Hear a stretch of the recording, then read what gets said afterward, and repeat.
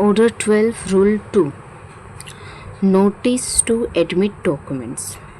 अच्छा, एडमिशन जो है वो दो प्रकार की होती है,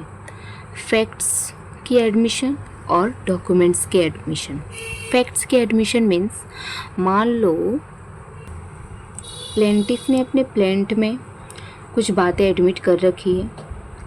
और या फिर डिफेंडेंट ने रिटन स्टेटमेंट में प्लेंटिफ के द्वारा जो क्लेम दी गई है उसको एडमिट कर रखी है, या फिर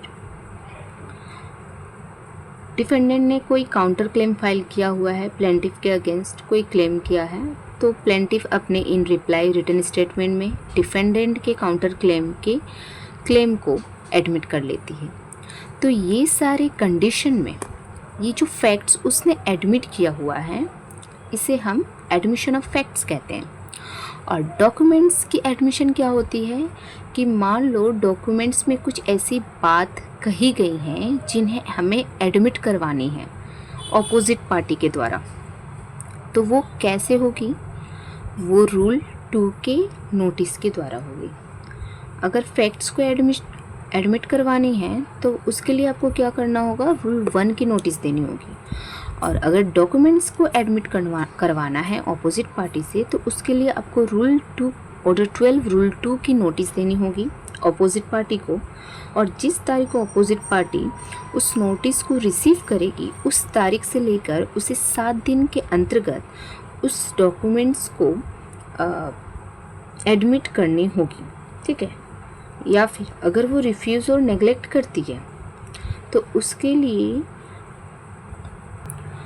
जो भी खर्च होगी वो उस पार्टी को ही देनी होगी जो रिफ्यूज़ और नेग्लेक्ट कर रही है उस डॉक्यूमेंट को एडमिट करने से, ठीक है। और जैसा कि हमने कहा कि जिस तारीख को उसने रिसीव किया डॉक्यूमेंट्स एडमिट करने की नोटिस, उस तारीख से लेकर 7 दिन के अंतर्गत उसको एडमिट करनी होगी, ऐसा हमने कहा।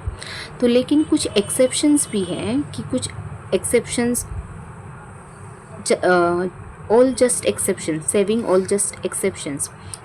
एक्सेप्शंस को छोड़कर आप ये 7 दिन वाला रूल एप्लीकेबल होगी उस पार्टी के ऊपर, ठीक है। लेट्स सी रूल 2 क्या कहती है,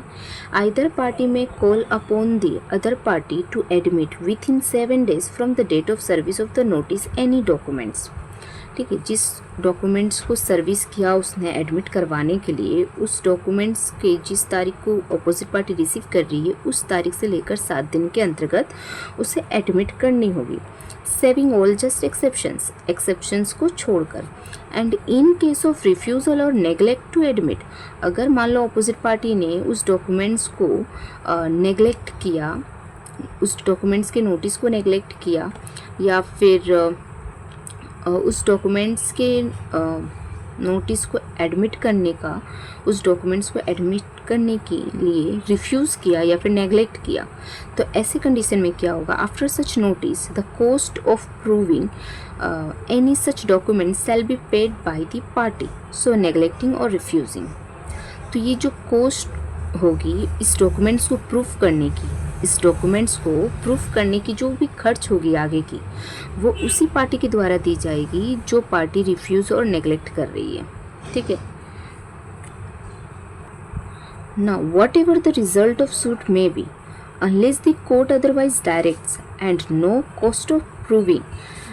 any document shall be allowed unless such notice is given, except where the omission to give the notice is in the opinion of the court a saving of expense। means